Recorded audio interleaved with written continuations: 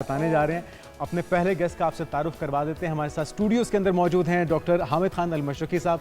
आपको डॉक्टर साहब वेलकम कहते हैं सुबह सुबह यहाँ पे आप हमारे प्रोग्राम को, और फर्स्ट एपिसोड के फर्स्ट गेस्ट आप हमारे बने हैं, तो ये हमारे लिए बाइस फ़ख्र है। सबसे पहले जिस तरह हमने अभी बात की थी शाल ने और मैंने कि बांग्लादेश के अंदर एक बहुत बड़ी तब्दीली रुनुमा हो चुकी है, आपके ख्याल में वो मामला जो कि कोटा सिस्टम से शुरू हुआ और तलबा उसके अंदर सड़कों पे आए, बज़ाहिर तो ये लग रहा था कि ये मामला दब जाएगा, लेकिन उसके अंदर इतना खून खराबा हो गया, 300 से ज़ायद कीमती जानें चली गई, और फिर जो कल और परसों में हुआ है 90 कीमती जानें जाती हैं, और उसके बाद फिर फ़ौज इंटरवीन करती है, शेख हसीना वाजिद को मुल्क छोड़ना पड़ जाता है, इस्तीफ़ा देना पड़ जाता है। आपके ख्याल में ये सारा कुछ जो एक ड्रामाई सूरत हाल इख्तियार हुई है, इसकी बुनियादी वजह क्या आपकी नज़र? देखिए जुनेद, बात यह है कि इसके अंदर एक बहुत बड़ा मैसेज है, और वो मैसेज ये है कि कोई भी आज के दौर में कहीं पर भी ताकत के ज़ोर पर किसी भी अवामी तहरीक को एक हद से ज़्यादा नहीं दबाया जा सकता।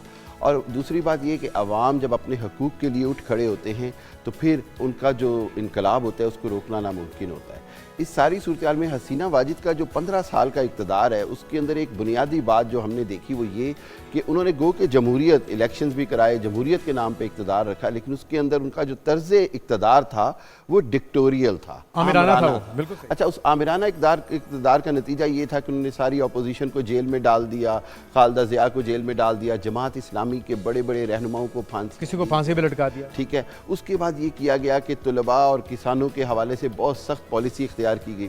फिर कभी कभी ये होता है कि जो इक़्तिदार में होता है, मैं ये समझता हूँ वो मिस कैलकुलेट भी कर जाता है अपनी ताकत को और अवाम की ताकत को। यहाँ पे कहीं आपको मुमासलत इसको इंडियन जो मॉडल है गवर्नेंस का, हुकूमत करने का, उससे भी नजर आता है, क्योंकि वही मोदी वाली पॉलिसीज, मीडिया को कंट्रोल करना, मुखालिफिन को दबाना। बिल्कुल, मोदी की पॉलिसी से भी ये मुबासलत रखता है, लेकिन ये उससे भी ज़्यादा सख्त तर्ज जो है हुक्मरानी था। उसकी एक और वजह आप समझें कि वो ये कि उनको ऐसे लग रहा था जैसे अब उनकी कोई अपोजिशन नहीं रह गई। ठीक है, हमने देखा कि जो अभी इस साल के अवाइल में इलेक्शंस हुए वहाँ, और उन्होंने जो कि बड़े मुतनाज़ा इलेक्शन थे, पूरी दुनिया ने उस पर सवालात उठाए, लेकिन चूंकि वो एक बहुत बड़ी विक्ट्री के साथ आई हुई थी। फिर आपको एक इंटरेस्टिंग बात बताता चलूँ कि जो मौजूदा आर्मी चीफ हैं, उनकी जो वाइफ हैं वो हसीना वाजिद की फ़र्स्ट कज़न है। और जो मौजूदा आर्मी चीफ के जो ससुर हैं वो हसीना वाजिद के वालिद के बहुत अच्छे दोस्त भी थे, रिश्तेदार भी थे।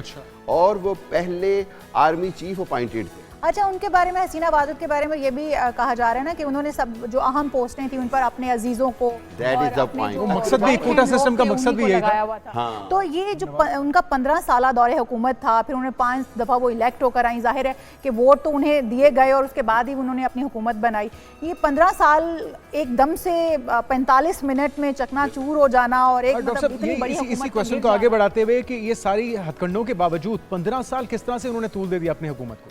देखिए, इशाल ने जो पॉइंट कहा ना कि कभी कभी ये होता है कि 15 साल बड़े आसानी से गुजर जाते हैं, लेकिन वो 15 मिनट बड़े मुश्किल हो जाते हैं जब अवाम का सैलाब सामने खड़ा होता है।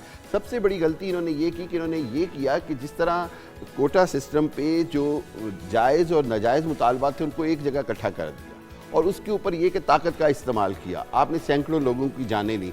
आपने देखा कि तलबा ने अब कितना खूबसूरती से एक मुतालबा किया है कि जी हम डॉक्टर यूनुस को प्रेसिडेंट बनाना चाहते हैं, या सरबराह हुकूमत बनाना चाहते हैं, वज़ीर आज़म।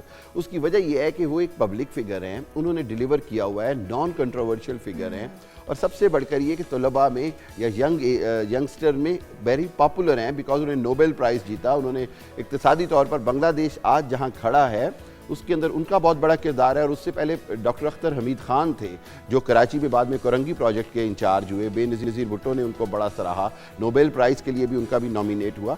सो इस हवाले से देखा जाए तो जिसको आप कहते हैं ना पॉवर्टी एविलिएशन के लिए जितना काम वहाँ पर हुआ, उस हवाले से ये 2-3 नाम जो हैं वो बांग्लादेश में आज भी बड़े काबिल इज़्ज़त हैं। तो मैं समझता हूँ कि ये देखना होगा कि आइंदा आने वाले दिनों में क्या होता है।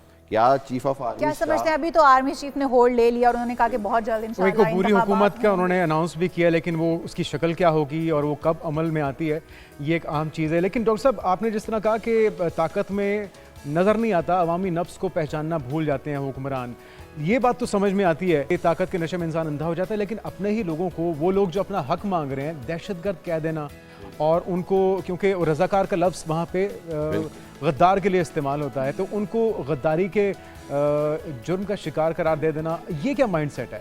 देखिए यही वो माइंड सेट था। मैं समझता हूँ कि उसमें हसीना वाजिद ने ये सोचा कि शायद मैं इसको अभी भी उस बांग्लादेश और उस वो जो उनकी तहरीक आज़ादी या वो जो इंडियन सपोर्टेड मुक्ति बाहिनी की तहरीक थी उससे मैं रिलेट करके शायद मैं दोबारा से अवाम की हमदर्दी हासिल कर सकूँ। मैं समझता हूँ कि जो एजुकेटेड नस्ल है वो ये बात जानती है कि किस बदतरीन अंदाज से इंडियन कॉन्स्पिरेसी के ज़रिए बांग्लादेश का वजूद मार्ज़ वजूद में आया। उसके बाद सबसे बड़ी गलती और सबसे हकीकत जो पूरी दुनिया जानती है वो ये कि हसीना वाजिद ने किस अंदाज में पिछले 15 साल में इंडिया की झोली में फेंका हुआ था बांग्लादेश को। बांग्लादेश जो था वो एज ए प्रॉक्सी ऑफ, आपको लगता है ये सिलसिला अब रुक पाएगा?